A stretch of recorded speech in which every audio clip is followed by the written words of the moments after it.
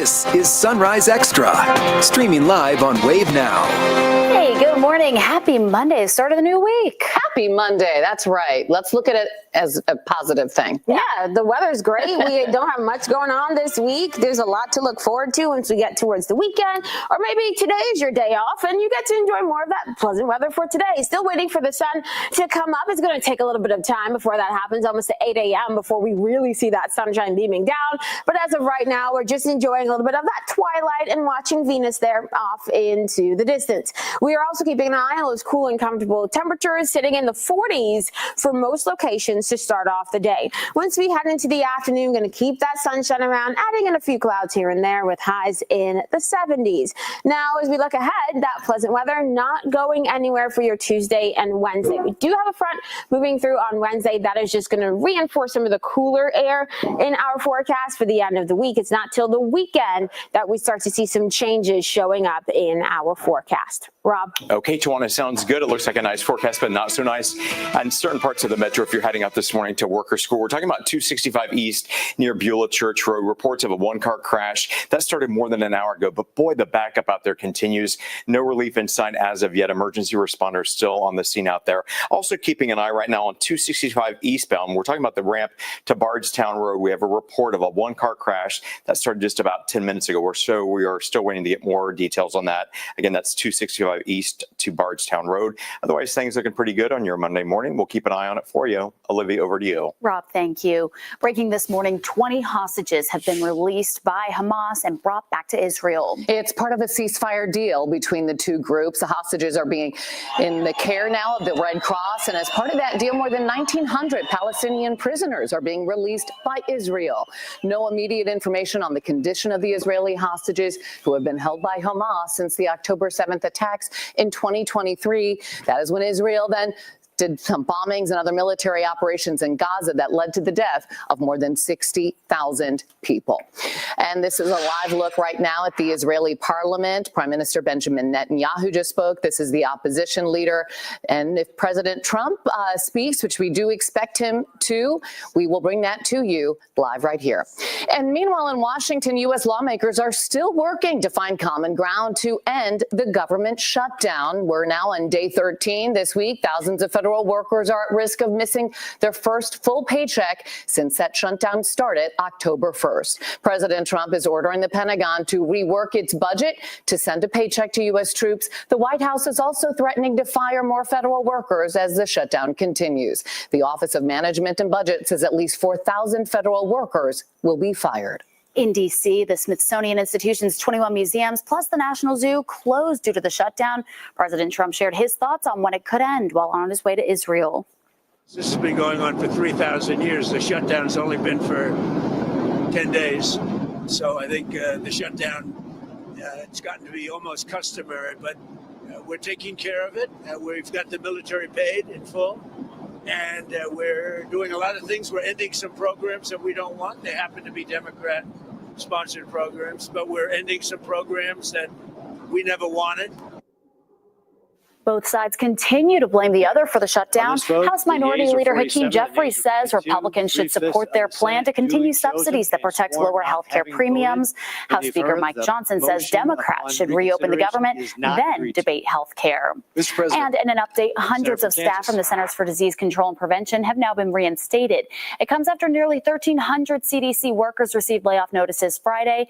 According to an official with the Department of Health and Human Services, the firing of employees was a mistake and caused by a coding error. President Trump said late Friday afternoon he planned to fire a lot of federal workers in retaliation for the government shutdown, although the move is being challenged in court. Today, the Metro Council are looking for ideas on how to prevent violence. Council members Tammy Hawkins and Ken Herndon are hosting a community violence prevention discussion at the Goodwill West Louisville Opportunity Center. That meeting starts at 6 o'clock tonight. Hawkins and Herndon started hosting meetings in August after Rhodesia Williams was shot and killed while walking her child to a school bus stop. LMPD says Williams was targeted, but no arrests have been made in her case. Well, right now it is a big opportunity for some EMS workers who will be getting their jobs on Thursday. Now, Wave News reporter Rob Wells dug deeper into those new recruits. Rob? Yeah, Olivia, we're talking about a new graduating class. That's coming up this Thursday at the EMS Main Center. We're talking about 60 new EMTs that'll be all across the county. After that, a brand new class will start in early January or late February. That'll be about another 60 or so folks as well. Again, this is all responding to the needs of so many folks that need help in our area. EMT services are an ongoing critical need. And while a lot of the EMTs have retired over the last year, EMT directors say that they're expecting more of the same this coming year or the next year as well. So that's why they are saying the new faces are a welcome addition. Here's what the director of the services had to say just a little bit earlier. We still have a number of openings. We've experienced quite a few retirements this year, and we expect a few more retirements to occur over the coming months and into next year as well. And so, if we were able to get 60 or so of these applicants through, that would be a huge influx for our system and for the city. And he adds that the applicants and recruits are paid nearly $21 an hour during the training process. Then they'll make close to $23 an hour once they're on the job, and an employment agreement is signed during at least 1 year of employment following certification. So they've got to be on the job in more than just 1 year, hopefully. We'll keep an eye on the development of all the new groups coming into the city and all the new recruits as well. And if you did miss this latest batch, you can certainly sign up next year. Just go to the city's government website to find out more. Ladies, back over to you for now. Thank you. This week, we expect to learn more about how Kentucky leaders want to slow opioid addiction in the Commonwealth. Kentucky Opioid Symposium is being hosted at the International Convention Center today and tomorrow. This will feature updates on plans to treat and prevent opioid addiction. Attorney General Russell Coleman will serve as a keynote speaker. Coleman says he wants to connect the state decision makers with those who are working to help save lives. He says Kentucky has invested more than $85 million in efforts to battle opioid addiction since 2021. Today's an extra special day because it's the U.S. Navy's birthday, which is observed every year on October 13th. It was on this date in 1775 that the Continental Congress greenlighted the first U.S. naval force. The Continental Navy had just 2 ships and a crew of 80 men at the time of its inception. Today, it has more than 340,000 active duty personnel and upwards of 71,000 reservists. Well, have you noticed all those Halloween decorations up and about? I have. Coming up, what the average person will spend this year on Halloween.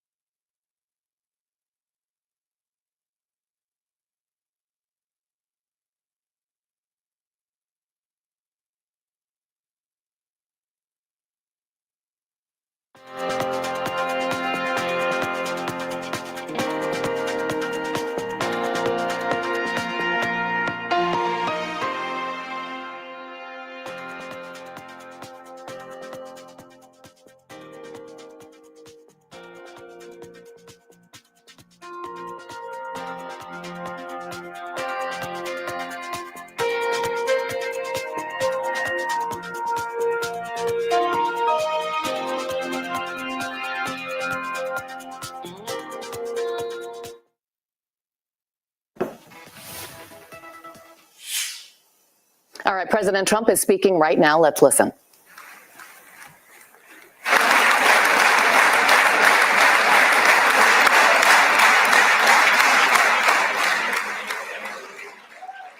After 2 harrowing years in darkness and captivity, 20 courageous hostages are returning to the glorious embrace of their families, and it is glorious.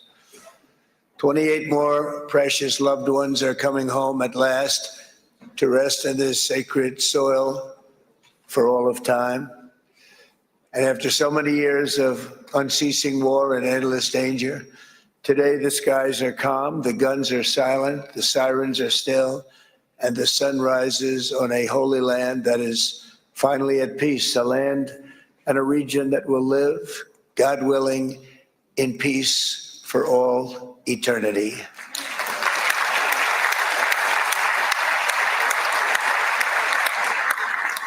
This is not only the end of a war, this is the end of an age of terror and death and the beginning of the age of faith and hope and of God. It's the start of a grand concord and lasting harmony for Israel and all the nations of what will soon be a truly magnificent region. I believe that so strongly. This is the historic dawn of a new Middle East. I want to express my gratitude to a man of exceptional courage and patriotism whose partnership did so much to make this momentous day possible. You know who I'm talking about. There's only one, Prime Minister Benjamin Netanyahu. Bibi, please stand up.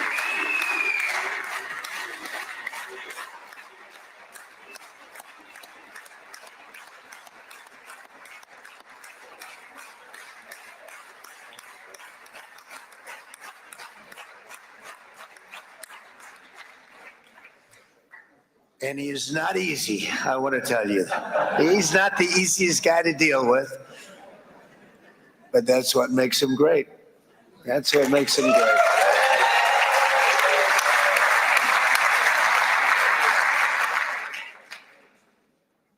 Thank you very much, baby. Great job.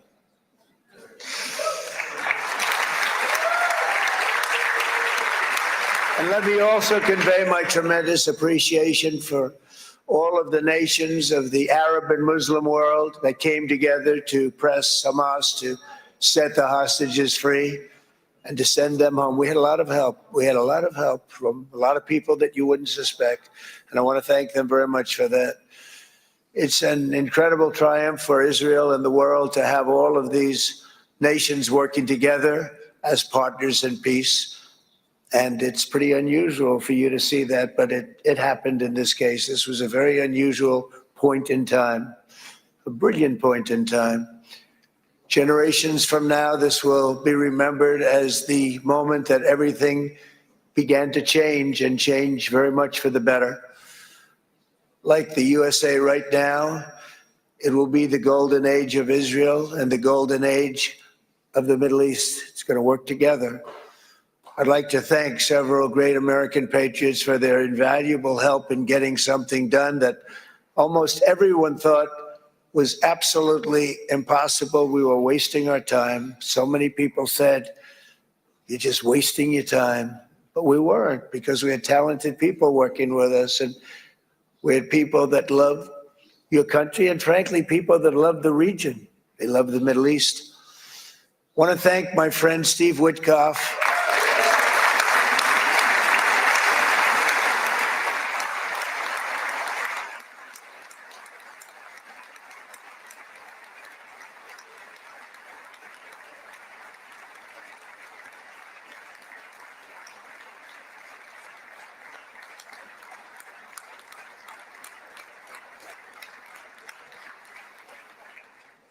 You know, Steve was chosen by me. He never did this before, but I knew him as a few things. He was a great businessman, but I know a lot of great businessmen, to be honest with you. He had tremendous negotiating skills, but I know a lot of people that negotiate pretty well, although it is an art. But there are people that can negotiate pretty well. But most importantly with Steve, he's just a great guy. Everybody loved him. Everybody. I mean, I know some negotiators that are so good, but you wouldn't have had peace in the Middle East. You would be in World War III right now with some of these guys. Everybody loves Steve, and they respect him, and they somehow can relate to him. I've known him for many years, and I've seen it over and over again. להוציא את חבר הכנסת עודה, להוציא אותו מהאולם, להוציא אותו מיד, החוצה, החוצה, החוצה. להוציא גם את חבר הכנסת כסיף. להוציא את חבר הכנסת כסיף מהאולם. להוציא אותם מיד.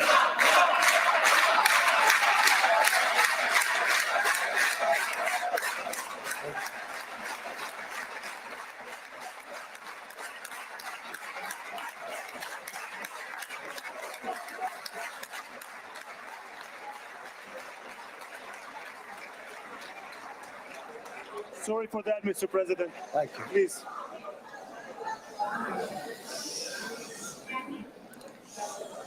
That was very efficient.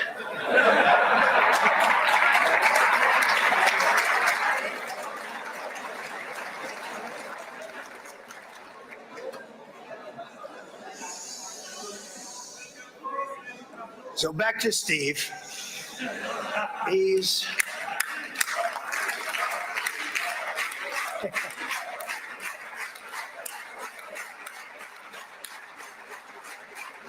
But I tell one story because he was so involved, and then we called in Jared. We need that brain on occasion. We got to get Jared in here. We got to get a certain group of people. But Steve started this all by himself. I call him Henry Kissinger, who doesn't leak. Okay? Henry is a big leaker. He leaked.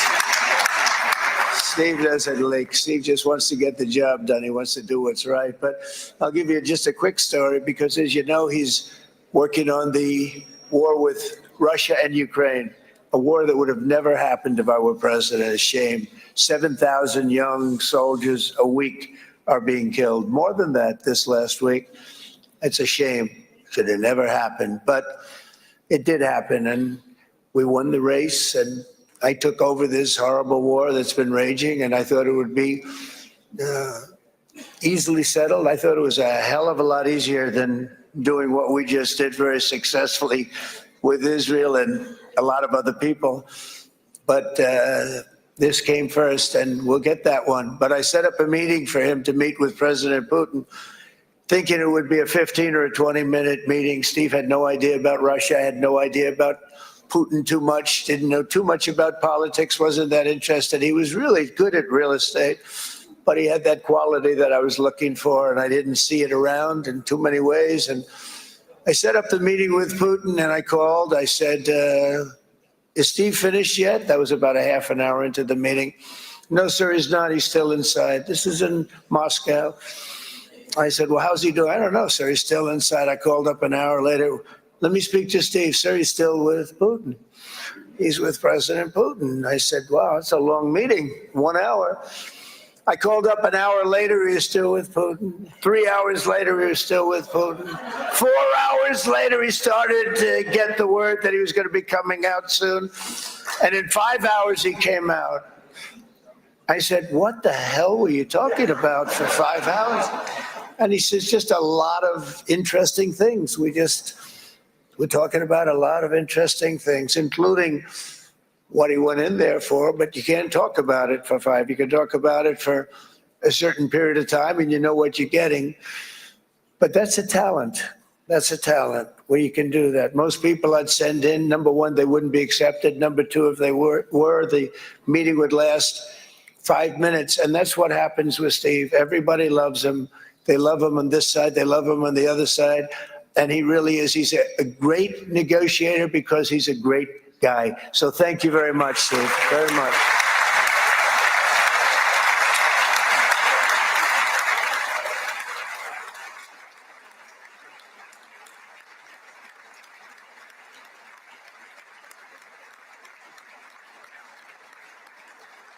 And let me also give a very special thanks to someone who truly loves Israel. In fact, loves it so much that my daughter converted. My daughter converted.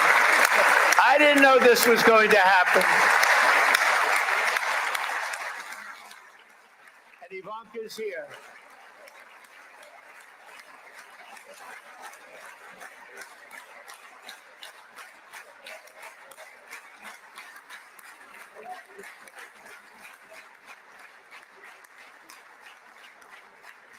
And Bibi, you do know this was not in the cards for me. You understand that. And she is so happy, and they are so happy. At least I think they're happy. If they're not, we have a big story, right? No, they have a great marriage, and they get along great. They're best friends. They have a very special relationship. But Jared has been so helpful. He really did something very special. He established the Abraham Accords with a group of very wonderful people. I like calling it the Avraham Accords, because people that, right? Abraham. It's so cool. It's so much sort of nicer. You know, the Abraham versus the Avraham.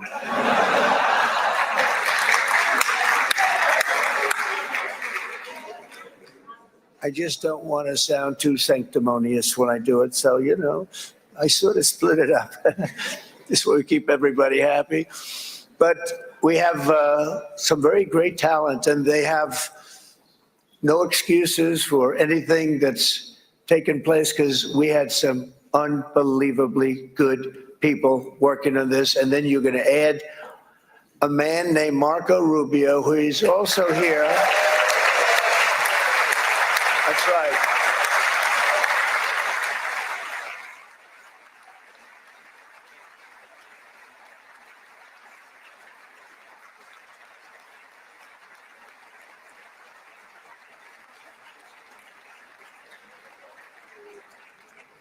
And I have a prediction that Marco will go down, I mean this, as the greatest Secretary of State in the history of the United States. I believe that. I believe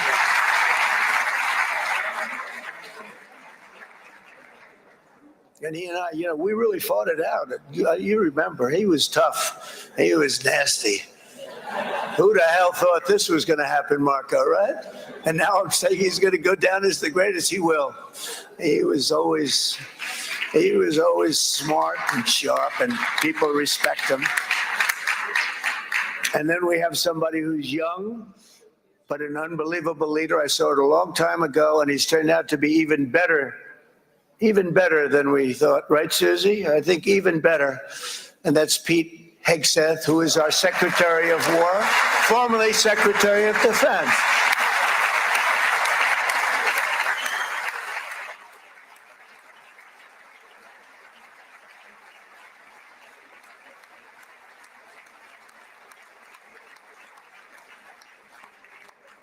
And as you know, we decisively won World War I.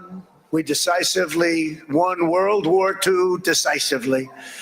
And everything in between and everything before it, we won everything. And then they had the brilliant idea of changing the name from war, you know, it was war, to defense.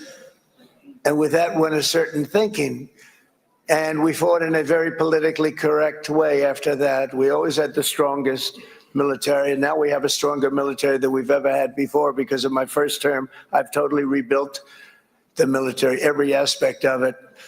But we have, if you think, we settled 8 wars in 8 months.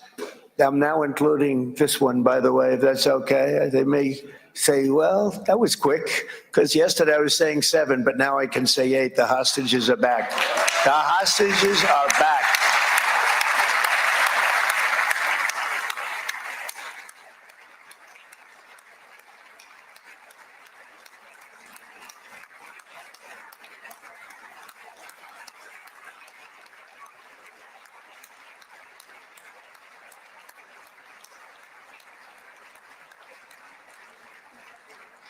It is a good feeling. Isn't that nice to say? You know, I just said the hostage. First time I said the hostages are back. It feels so good to say it. But when you settle 8 wars in 8 months, that means you don't like war. Everyone thought I was going to be brutal. In fact, I remember Hillary Clinton during a debate, she said, look at him. He's going to go into war with everybody. And actually, she said, he's got a personality that's all about war. No, and my personality actually is all about stopping wars. And it seems to work. Seems to work. but it also means this name change and our attitude that we're not going to go into a war. But if we do, we're going to win that war like nobody has ever won a war before. We will not be politically correct, but we're not going to be there. And I think, as you mentioned, Bibi, before, peace through strength. And that's what it's all about. The United States has the greatest and most powerful military in the, right now, history of the world. I can tell you we have weapons that nobody's ever dreamt of. I only hope we never have to use them. I rebuilt the military. I was proud to do it, but some of the things I hated to do. I hated certain of the weapons because the level of power is so enormous. It's so dangerous, so bad. But we have to do what we have to do. We make the best weapons in the world, and we've got a lot of them. And we've given a lot to Israel, frankly. And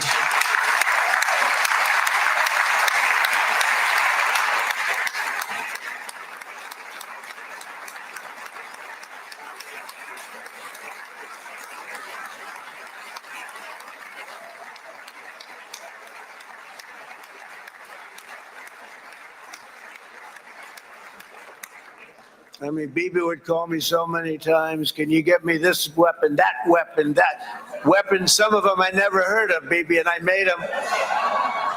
But we'd get them here, wouldn't we? And they are the best. They are the best. But you used them well. It also takes people that know how to use them. And you obviously used them very well. But so many that Israel became strong and powerful, which ultimately led to peace. That's what led to peace. So as we celebrate today, let us remember how this nightmare of depravity and death all began. 2 years ago, on the eve of the Simchat Torah holiday, thousands of innocent Israeli civilians were attacked by terrorists, and one of the most evil and heinous desecrations of innocent life the world has ever seen, the worst slaughter of Jews since the Holocaust. The cruelty of October 7th struck to the core of humanity itself. Nobody could believe what they were witnessing.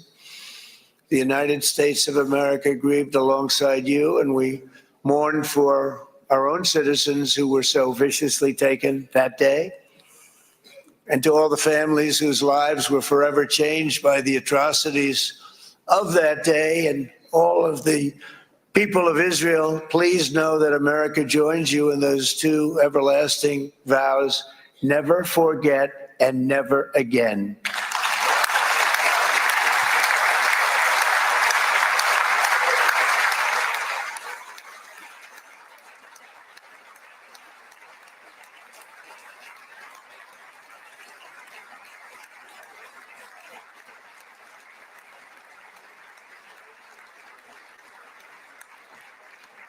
From October 7th until this week, Israel has been a nation at war, enduring burdens that only a proud and faithful people could withstand. It was a very tough period of time.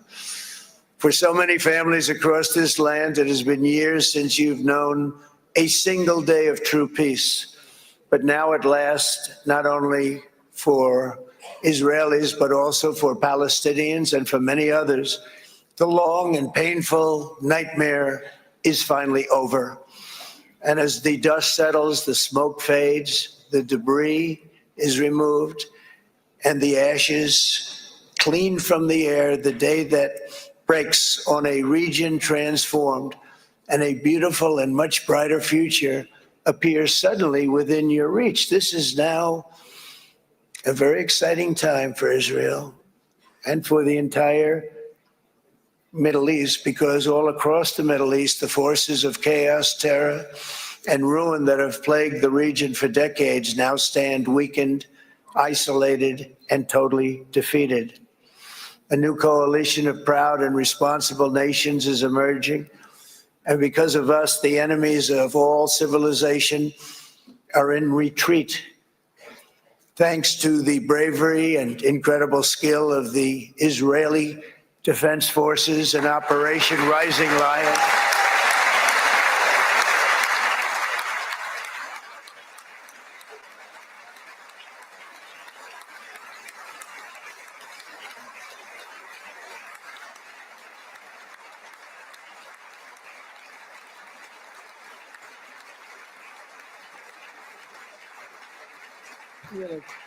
Got central casting. Let's put him in a movie. Look at him.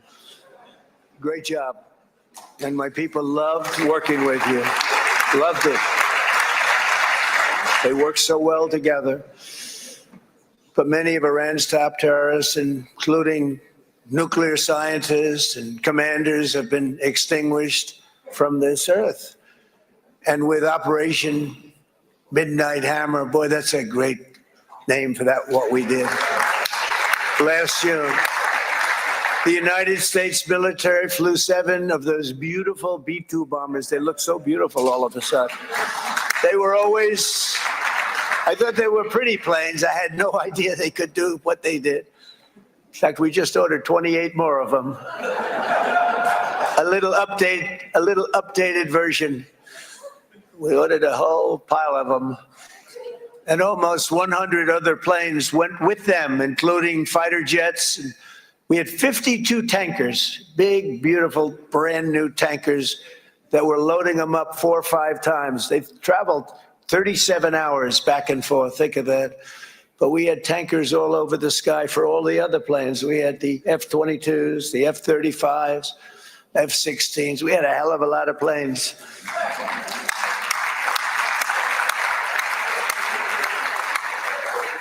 So we had 52 gas stations in the sky. That's what they call them. I'll tell you, I wouldn't want to be flying one of them. We have our great General Raisin Cain right here. General, stand up. This guy, what a general. Thank you.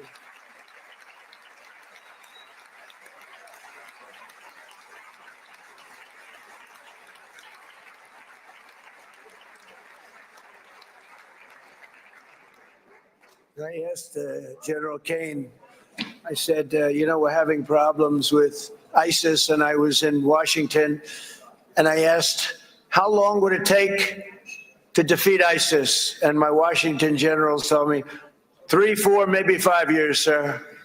I said, I don't get it. We got the best equipment in the world. Why? So I flew to Iraq, and I met with a man named Cain. He said, what's your first name? He said, they call me Raisin, sir. I said, wait a minute, your name is Raisin Cain? I've been looking for you for a long time. You gotta be kidding. So they told me 3, 4, 5 years to defeat ISIS. And I sit down with him and I say, why is it? I flew there in the dark of night. I landed, I'll never forget it. It's quite a trip. I'm glad I made it because I met him. I said, could I ask you, General? I come down. He said with another general and a sergeant. Everybody was like central casting. They could go into a movie right now. Between him and you guys over here, we could get rich making movies, okay? And they got along so great. That's the beautiful thing, that your military and our military, Bibi, got along so great. But I was told by the television generals in Washington, we have the best equipment in the world. Why is it taking so long? And they said, 4 years. I said, so let me ask you, Raisin, how long would it take you to defeat ISIS? Sir, we can do it in 3 weeks, but you'll probably have some time left over. I said, you gotta be kidding. What the hell are you talking about? They said 4 years. I said, well, sir, look, it's not my place to say, but you're asking me the question. What you have to do is you hit them from the west, you hit them from the north, you hit them from the south, you hit them above, you hit them below. I said, so why didn't they do it? And he didn't want to speak badly of his superiors, which is hard to believe they were his superiors. It should have been the other way around a long time ago, because he's the one that did Operation Hammer. It was flawless. It was flawless. It was absolutely flawless. And I said, so you really think you can do it in 4 weeks? Yes, sir, 100%. You have to do it differently than they were doing it. They were using one base and it was hundreds of miles away. And he says, we have all these portable bases all over the Middle East. And they didn't want to use them because they didn't want to offend the country where the portable, they wouldn't have even known what the hell the planes were going up, right? They wouldn't have known, but he said, no, they didn't want to defend anybody, offend anybody. And but we can do it in 4 weeks. I said, you sure about that? I'm going to call you back. I'll call you back on Monday. I'm going back to Washington. But you think 4 weeks? Yes, sir. I think we can do it in 4 weeks. We'll have time left over. So I call him on Monday. I said, you think you can do it? 4 weeks. I said, go ahead and do it. He did it. I'll tell you, he did it in 4 weeks, less than 4 weeks. So, General, stand up, please. Again, this is a real general. This is not a television general. He doesn't want to go on television.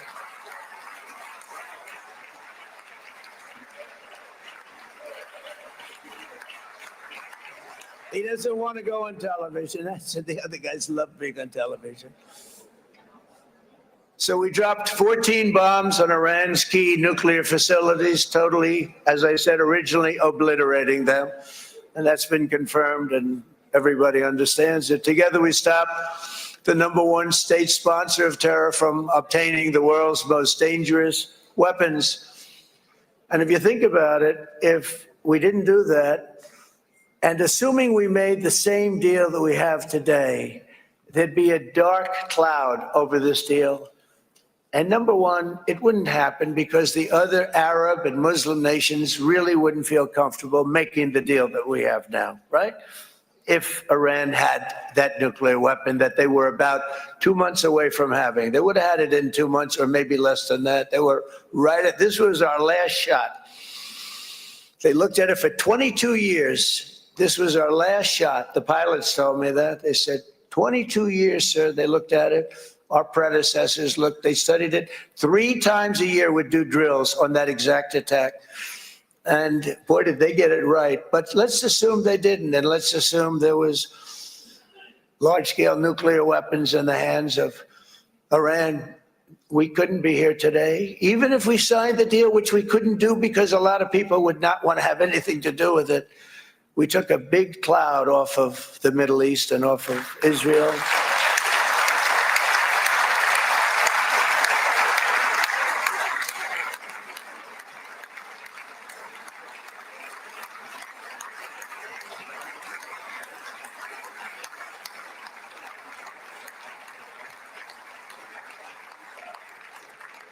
And it was my honor to help.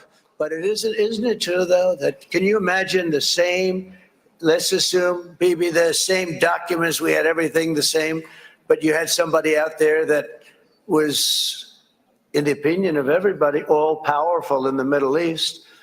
They took a big hit, didn't they? Didn't they take a big hit? Boy, oh boy. They got it from one side, from the other. And you know, it would be great if we could make a peace deal with them. And I think that's big. Would you be happy with that? Wouldn't it be nice, I think? Because I think they want to. I think they're tired. Somebody said, sir, they're starting their nuclear program again. I said, let me tell you something. They're not starting anything. They want to survive. The last thing they want to do is start digging holes again in mountains that just got blown up and start. They're not doing this. They want to survive, okay? But I think we have a chance. Steve, you, and I think Jared, come on, I'll call you back for another one. We always bring Jared when we want to get that deal closed. We bring Jared, but Steve, you and Jared and the General and Pete and Marco, you'll get that deal done easy. I think that'll be easy. But first we have to get Russia done. We got to get that one done. If you don't mind, Steve, let's focus on Russia first, all right? We'll get it done. In Lebanon, the dagger of Hezbollah, long aimed at Israel's throat, has been totally shattered. My administration is actively supporting the new president of Lebanon in his mission to permanently disarm Hezbollah's terror brigades. He's doing very well. And build a thriving state at peace with its neighbors. And you're very much in favor of that, I know. And it's good things are happening there, really good things. And with this week's ceasefire, we've achieved the most challenging breakthrough of them all, the most challenging breakthrough maybe ever. I mean, I've never seen anything like. I've been involved in a lot of success. I have never seen anything like what's going on today all over the world. People are dancing in the streets, not just in Israel. They're dancing in the streets of countries that would have never danced in the street about what's happening today. They're dancing in those streets. So this long and difficult war has now ended. You know, some people say 3,000 years, some people say 500 years, whatever it is. It's the granddaddy of them all. And in an unprecedented achievement, virtually the entire region has endorsed the plan that Gaza will be immediately demilitarized, that Hamas will be disarmed, and Israel's security will no longer be threatened in any way, shape, or form.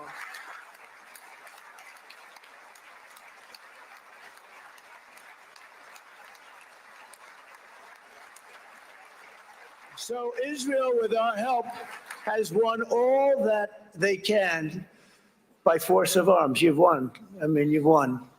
Now it's time to translate these victories against terrorists on the battlefield into the ultimate prize of peace and prosperity for the entire Middle East. It's about time you were able to enjoy the fruits of your labor.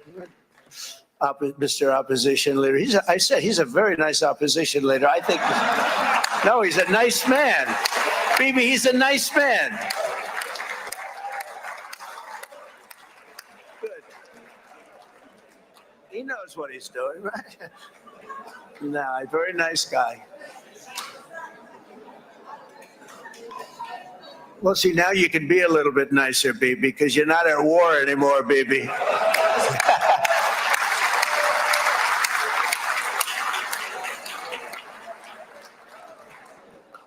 But only by embracing the opportunities of this moment can we achieve our goal of ensuring that the horrors of recent years will never happen again. You don't want to have to go through this again. 8 years ago, I came to this region on a very special first trip abroad as the President of the United States. I came here very early at your request. I addressed the leaders of the Arab and Muslim world gathered in Saudi Arabia and said that it was time to build a future free of the grip of extremism and terror. And interestingly, right now, as soon as I'm finished, I'm quite late. You've kept me quite late between opposition leaders and Bibi's brilliant but very long speech. I thought I was going to run up here, make a speech, and then head to Egypt. It didn't work out though. And you made a pretty long one too, Sarah.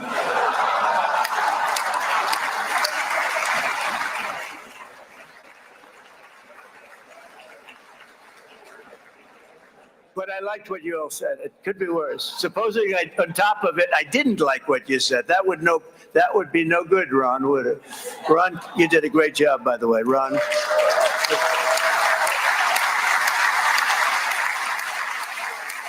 Yeah.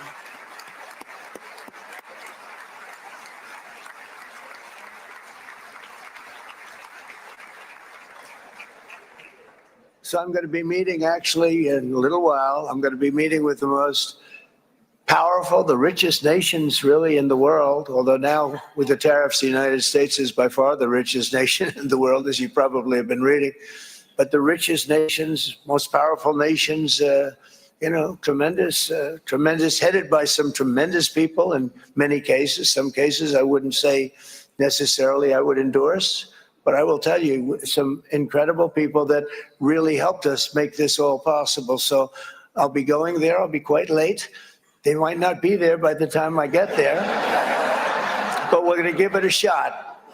But the journey we started back then led to the crushing defeat of the ISIS caliphate, to the monumental Abraham Accords, and ultimately to the historic ceasefire this week, in which many of those same nations really played a very pivotal role, I have to tell you. Steve will tell you that. Jared will tell you that. Together, we've shown that peace is not just a hope that we can dream about. It's a reality we can build upon day by day, person by person, and nation by nation. And because of that, the Middle East is finally ready to embrace its extraordinary potential. You have extraordinary potential in this region. It should now be clear to everyone throughout the region that decades of fomenting terrorism and extremism, jihadism and anti-Semitism have not worked. They haven't worked. They've been a disaster. They've just killed. They've killed. They've backfired completely and totally. They've just totally backfired. Everything that you thought, take it worst case, it's turned out to be worse than that. They have not worked. From Gaza to Iran, those bitter hatreds have delivered nothing but misery, suffering, failure, and death. They've served not to weaken Israel, but to annihilate the very forces that did the most to foment this hatred. And it's really, I mean, everybody that's tried it has become irrelevant. Meanwhile, we've seen those nations that set aside their differences, reached across ancient divides, and pursued engagement are now among the most successful in the region. They're getting along with Israel, and they're doing great.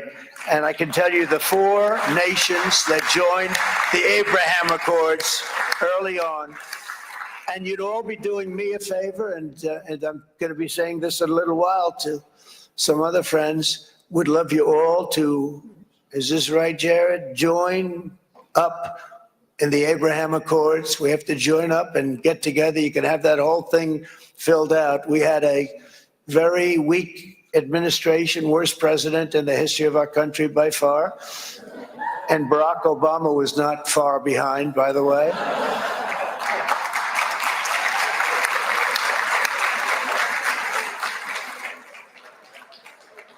And they did nothing with this incredible document, the Abraham Accords, but now you can fill them up. Now you have peace, you have people that really like Israel. Well, I'll tell you what, and they like Israel a lot more today than they did even 5 weeks ago. Like, you've made a lot of, you've come back.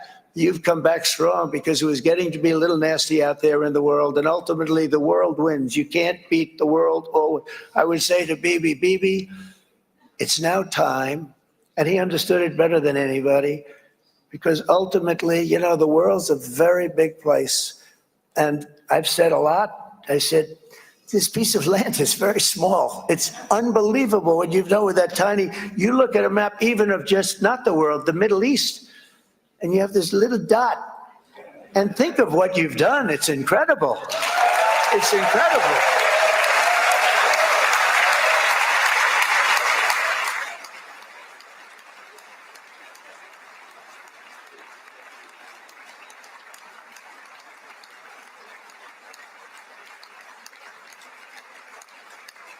But the world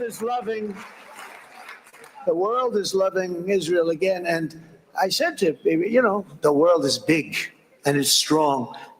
And Ron, ultimately, the world wins. And we don't have to worry about that now. But there was getting to be a period of time over the last few months, you know, the world wanted peace and Israel wanted peace. Everybody did. Everybody did. And what a victory it's been, right? What a victory it's been. If you would have gone on for 3-4 more years, keep fighting, it was getting bad. It was getting heated. The timing of this is brilliant. And I said, Bibi, you're going to be remembered for this far more than if you kept this thing going, kill. It would be it would not be the same. And I just want to congratulate you for having the courage to say, that's it, we've won. And now let's enjoy our lives and let's rebuild Israel and make it stronger and bigger and better than it's ever been before. We're going to do that. Took a lot of guts. And the choice for Palestinians could not be more clear. This is their chance to turn forever from the path of terror and violence. It's been extreme, to exile the wicked forces of hate that are in their midst. And I think that's going to happen. I've met some people over the last couple of months that want to see it happen very much. And after tremendous pain and death and hardship, now is the time to concentrate on building their people up instead of trying to tear Israel down. We don't want that to happen again. And the total focus of Gazans must be on restoring the fundamentals of stability, safety, dignity, and economic development so they can finally have the better life that their children really do deserve after all these decades of horror. I intend to be a partner in this effort in the sense that we're going to help and we're going to do something that became unbelievably popular. Everybody wants to be on it. It's called the Board of Peace. Okay, how about that? Is that a beautiful name? Like a board of peace.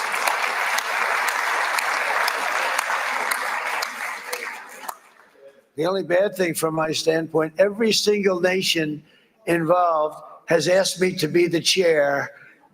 And I'll tell you, I'm very busy. I didn't count on that. But you know what? If we do it, we'll do it right. And we have unbelievable power and wealth, because you're going to need wealth. You're going to need wealth to rebuild things. And they have wealth like few people have wealth. I want to thank the Arab and Muslim nations for their commitment that they've made to support a safe rebuilding of Gaza and beyond. I have many Arab countries, very wealthy countries, that came up and said, we'll put up tremendous amounts of money to get to rebuild Gaza. And I think that's going to happen. The power, they want dignity, they want to come forward, and they want to say, and I want to say who they are, because what they're doing is going to be, I think, something that you're going to be very impressed with, Bibi. And you need that. You need the kind of economic power that they have, and they want to see it work. And they want to see it be safe. And they want to see it be good for Israel, too. And as much money as it will be, and it's a lot, as you can see, it's a lot. For these countries, it's relatively little relative to their worth. It's really a lot of money like most people could never even conceive. But for these countries, it's not that much, especially because it ensures success and stability in the Middle East, which is what they want to see. So many of them will be with us in Egypt in a little while, I think. I'm not sure. They may be gone. They may have taken their Boeing 747s and left. I said, what kind of a plane do you fly? 747. I said, that's a large plane. No, they may have. Steve, do you think they've left on their their brand new Boeing 747s? Or I don't know. We're going to find out soon. It's going to be a big story. There'll be 2 people left, and they'll be the 2 poorest ones.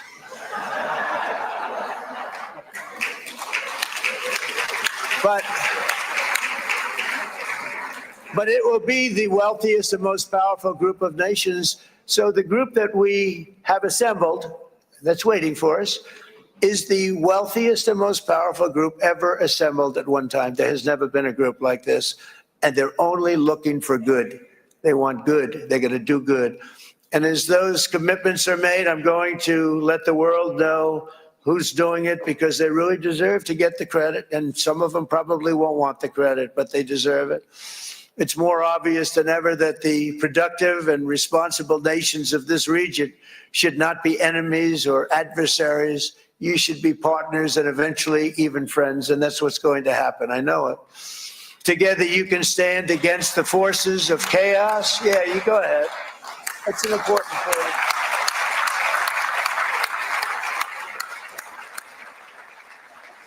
Because you can stand against the forces of chaos that threatened all of your interests, and it's always a big threat, and unleash incredible prosperity and opportunity for all the people of these lands, and that's what's going to happen. You're going to unleash numbers and success, the likes of which Israel has never been able to think of, because you're so firm, and you should be, and you've done the right thing in defending yourself.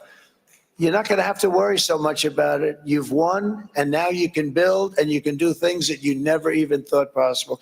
When you put that genius into doing something else, it's going to be something it's going to be a miracle. The miracle in the desert, it's going to be amazing. And it already is in a true sense.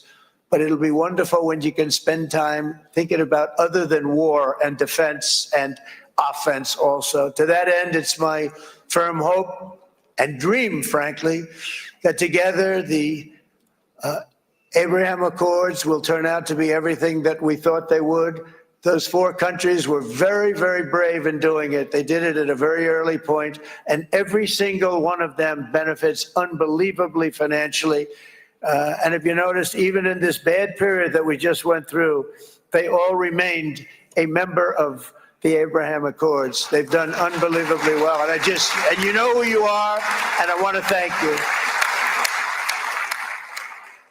And they've stayed because of loyalty, but they've also stayed because it was really good business. They've made a lot of money being members, and you're going to all, I hope that every one of the countries that we're seeking, Jared, I hope they join quickly.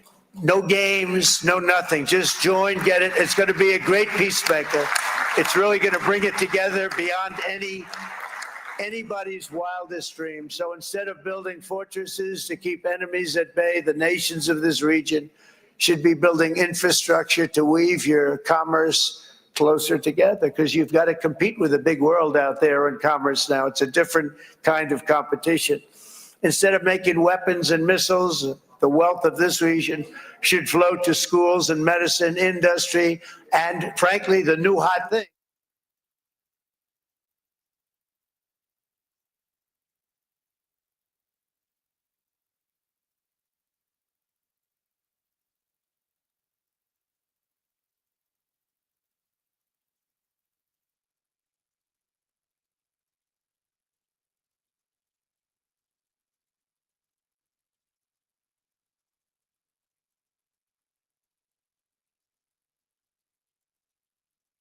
This Wave News Update is sponsored by Oxmoor Auto Group. Good morning, I'm Shannon Kogan. This week, we expect to learn about how Kentucky leaders want to slow opioid addiction in the Commonwealth. Kentucky Opioid Symposium is being hosted at the International Convention Center today and tomorrow. This will feature updates on plans to treat and prevent opioid addiction. Attorney General Russell Coleman will be the keynote speaker today. He says he wants to connect the state decision makers with people who are working to help save lives. He says Kentucky has invested more than $85 million in efforts to battle opioid addiction since 2021. Here's meteorologist Tawana Andrew, and how are we starting off the week? We are starting off the week with quiet conditions, thankfully. We love to see that. We're sitting in the 40s right now for most locations. Still 53 degrees, though, at the airport in Louisville. So everyone's off to a cool start now, seeing that sun up over the horizon, and it's right behind, of course, the clouds there off into the distance. In our area, though, we're seeing mainly clear skies to start off the day. We'll talk about plenty of sunshine for the rest of the day with a few clouds here and there, and highs in the 70s. Your 10-day shows that for the rest of the work week, things are looking pretty quiet, but it's not until the weekend that we see some showers and thunderstorms moving into our region, keeping an eye on the strength of some of those weekend storms. And once we head into next week, the calm weather returns. Rob. Tawana, looking good on the Monday as far as the weather is concerned, and not looking too bad on the roadways right now. Happy to report no major accidents, no major tie-ups.